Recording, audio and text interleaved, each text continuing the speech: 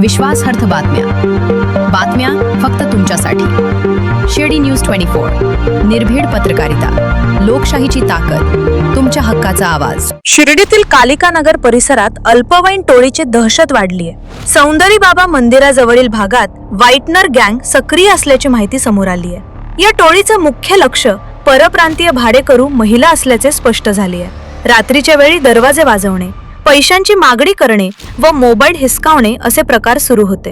एका महिलेवर झोपेत असताना तोंड दाबून हल्ला केल्याची धक्कादायक घटना घडली।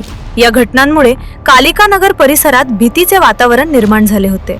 ग्रामस्थांच्या सतर्कतेमुळे आरोपींच्या हालचालींवर लक्ष ठेवण्यात आले। स्थानिकांच्या मदतीने MSF महाराष्ट्र सुरक्षा फोर्स कर्मचाऱ्यांनी एका आरोपीला ताब्यात घेतले। उर्वरित आरोपींवर तात्काळ कारवाई करून परिसरात कायमस्वरूपी सुरक्षा वाढवण्याची नागरिकांची मागणी आहे।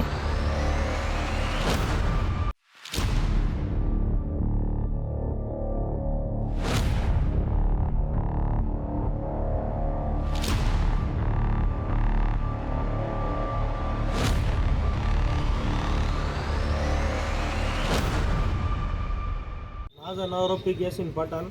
मी राहायला कालिकानगर शिर्डी येथे राहतो।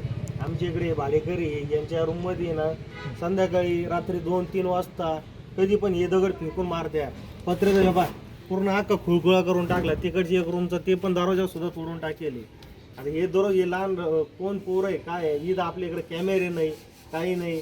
माझ्या इथून एक गाडी सुद्धा चोरीला गेलेली होती बुलेट, त्याचं सुद्धा बुलेट सापडली, पण ते हे कोण आरोपी कोण आहे त्यांचं अजून काही हेच नाही।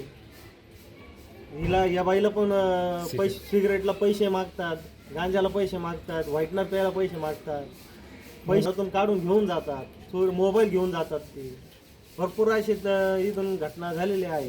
तुमच्या भाडेकरच्या तोंडावर रुमाल ठेवून तिला पैसे मागत होते, पैसे नव्हते देत तर तिच्या हातात धरून तिला ओढून घेऊन जात होते। ही सुद्धा घटना झालेली याच्या आधी। कालिका नगरमध्ये भरपूर ठिकाणी ना व्हाईटनरची गँग आहे।